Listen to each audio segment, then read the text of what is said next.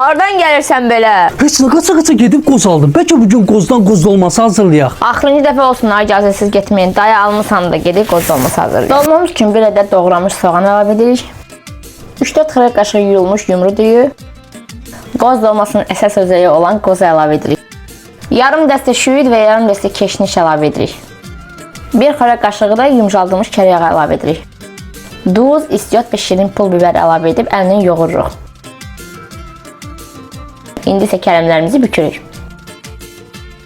Biz hazırladığımız dolmalarımızı tavaya düzürük, daha sonra isə düyü bişənə kimi qazda bişirəcəyik.